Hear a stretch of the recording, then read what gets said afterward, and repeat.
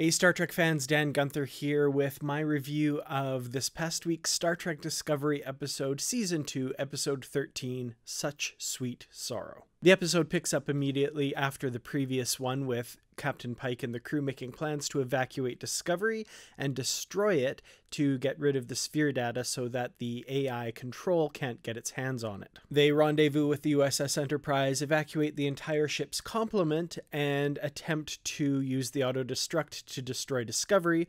Of course, that doesn't work, so they attempt to destroy it using torpedoes, but the AI has taken over Discovery and raised the shields, rendering that an ineffectual plan, and presumably, since they can use the rest of Discovery's systems against them to prevent their destroying it, they decide that they have to come up with a new plan. And all of this is before the opening credits. Burnham hits on the idea that they can remove Discovery from the equation altogether by sending it to the far future, and they decide to implement that plan, creating a new Red Angel suit for Burnham to use, fulfilling her role as the actual Red Angel as they had sussed out in previous episodes. And the rest of the episode is kind of a series of long goodbyes between Burnham and the rest of the crew. And then there's a group of crew members that decide to go with her into the future, so they all say goodbye to their loved ones and family. Pike, of course, leaves the Discovery to retake command of the Enterprise, and there's a sorrowful goodbye there. This episode really shifts the tone for Discovery because it's like this long series of goodbyes, kind of almost the series taking a long breath before the what I'm presuming will be the adrenaline-filled, action-packed final episode of the series this coming week. As with all setup episodes, it's kind of hard to rate this one without seeing the payoff in the next episode. There are a lot of things being set up here. We know, for example, Tyler has some sort of secret plan that he's working on. He mentions to Pike before the end of this episode that he has to go leave immediately and take care of something, and we don't know what that is yet. And like I said, there's just a lot of setup for things that are going to pay off in the second part. What we get in this episode is very enjoyable. I do, as I've said in previous reviews, I like those character moments, those quieter moments that we seem to not get a lot of in Discovery because of the pace of the show. And the pace of this one can seem a little bit jarring because it does kind of seem to jump around a little bit plot-wise and then take this really long pause. I kind of noticed the second time watching this episode that at least the last half of it almost seems to be done in real time because, you know, we get like there's 50 minutes left and 40 minutes left and 30 minutes left until the control fleet meets up with the Enterprise and the Discovery. So it's a bit of a different creature, this one. There are some really enjoyable parts in this. I was really happy to see the character of Poe, or Mihani Ikahalika Poe, from the Short Treks episode Runaway, make a reappearance here. She brings a really cool energy. I love the kind of interplay between her and Georgiou. I thought that was hilarious. She's got some great lines. And good to see Tilly back in full force this episode after her absence in the last episode. And my prediction was right there. She does have a lot to do because of the connection with Poe and Zahia here. Also really great to see Jet Reno once again taking an active part in the episode, and it looks like a big role in the episode to come as well. Another thing I wanted to talk about, you know, like I mentioned, a lot of this episode kind of jumps around a bit and is a bit jarring. Some things that kind of bugged me, I would say the sudden appearance of Sarek and Amanda seemed to come out of nowhere. We get a little bit of an explanation of, you know, they're connected to Burnham's Katra and it alerted him, so they went there. It seemed a little bit out of the blue, but, you know, it was still a really nice scene. I really like James Frain as Sarek in this scene, but seemed a little bit jarring for sure. And the other small issue I had, of course, was how quickly they can apparently cobble together this Red Angel suit based on Section 31's plans, melting down some bulkheads, making some wings. We got a new Red Angel suit. That seemed a little bit hastily cobbled together, but, you know, I guess we got to advance this plot as fast as we can here. Now, of course, the thing that everyone's going to be talking about in relation to this episode, the updated Enterprise interiors. There are a lot of really great homages to the original Enterprise design. We get those cool red grill patterns in the hallways. The bridge, of course, is absolutely gorgeous. A lot of people, of course, are going to be disappointed that it doesn't look exactly like it did in the original series or in The Cage, but that's okay to me. They've done a really great homage here.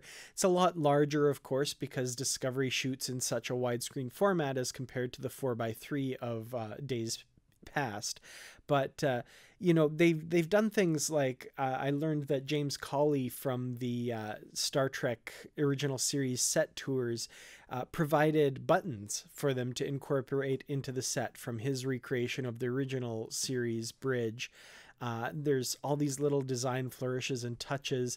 The sound effects on the Enterprise, there's a ton there that specifically, you know, come from the original series, but also specifically from The Cage to link it to that era as well. There's a lot of really great little touchstones that show that, you know, they really do care about linking this to the original series. And some people will say that it's just, you know, fan service and they're just trying to be legitimate, but I think they've done a really good job and they show their love of Star Trek here. Some odd choices in the episode. When Discovery first meets up with Enterprise, we get these really long evacuation corridors extend between the two ships. Thought that looked a little weird, a little bit cartoonish. It kind of occurs to me they look like the you know, when they're evacuating a jet on the runway and they have those kind of slides coming out from the emergency exits. It kind of reminded me of that, and I think that was kind of the feeling they were going for, that this was, you know, an emergency evacuation procedure, not standard procedure. I don't know, it just seemed like a bit of an odd choice to me. It looked weird, but the visual of the people walking across from Discovery to Enterprise, I thought ended up looking really cool. Some other great, really humorous moments. I already mentioned the interplay between Georgiou and Poe, where, you know, she says that she doesn't have to put up with snark because she's the queen of the most politically relevant planet in the galaxy, and that she made it an actual law, and then shoves the bowl of ice cream in Georgiou's to Georgiou. I thought that was a really great moment. Georgiou again gets a great moment when they're talking in the briefing room of the Enterprise, which again had some nice little touchstones to link it back to the original series. But she's talking about, you know, we just create a supernova, and they're aghast because it could affect dozens of light years and millions of lives. And she says, oh, I thought there were no bad ideas. They're like, no, that's a bad idea. Some good stuff there. And then again with Georgiou as well, when Pike is leaving the Discovery for the last time and he's beaming away, and Georgiou says, I'm a Terran, you know, from your mirror universe. And Pike says, what mirror universe? And then winks. I just thought that was a really great moment. Shows that, you know, Pike has learned about her origins already, and he was just, you know, keeping quiet about it, whether somebody told him or he figured it out himself somehow or whatever. I just really liked that moment. There's some people theorizing that that means that Pike is from the mirror universe. I definitely don't think that's the case, but it was a nice little moment for sure. Another great moment was when the members of the bridge crew decide to stay with Burnham as she travels into the future with Discovery. I have some theories about what we're going to see in the finale and in season 3. I'm going to save that, of course, for the deep dive video, but suffice it to say, you know, I really hope that this is a permanent change and that there are huge consequences that come out from the series finale, which the writers and producers have said is the case. And I hope it's not just hype. I hope they really mean that, because, you know, all these tearful goodbyes and stuff, if they end up being meaningless because everything works out okay and gets reset back to normal by the end of the season, I'm going to be very disappointed. I don't think that this will be the case. I really think the producers do have something big planned. They've said that the season finale is a game changer, that it's kind of flipping the table and upending the entire series. I really hope so. I don't want this to be kind of a lackluster disappointment, rendering all of this drama meaningless. So here's hoping for a really big payoff in the next episode. So speaking of the next episode, it looks like it's called Such Sweet Sorrow Part 2, making it Discovery's first official two-parter, even though each season is kind of a big, long story arc. but you know, it looks like we're going to get a lot of action, a lot of battle, and that sort of thing. In preparation, I actually rewatched the Short Treks episode Calypso because I really feel like they're going to tie it in somehow. Whether or not this plan to take Discovery into the future succeeds, I think Discovery is somehow going to end up almost 1,000 years in the future. One other little link that I noticed there, rewatching Calypso, which makes a lot more sense in retrospect, when Kraft wants to take a shuttlecraft, the AI Zora says, you know, that's our only shuttlecraft that we have. All the others have left, and we've just had this one delivered. I'm not sure what we've just had this one delivered is all about, but it makes sense because at the end of this episode, we see Enterprise and Discovery launching all of their shuttlecraft to take part in this big battle with Control. So is that another link to Calypso here and an explanation for where all the shuttlecraft have gone?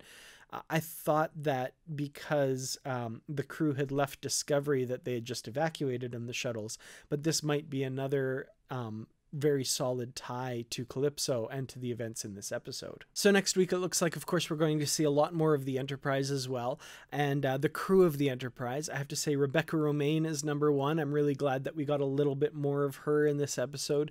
After her small appearance earlier in the season, I was kind of worried that that might be it, but it looks like we're going to have a lot to do with the Enterprise in this final episode. The elephant in the room, a lot of people, of course, are talking about the idea of a Pike-centered, Enterprise-based spin-off of Discovery. I don't know that they're planning this. It might be something that they're planning. It's a very cool idea. Obviously, Pike is very popular.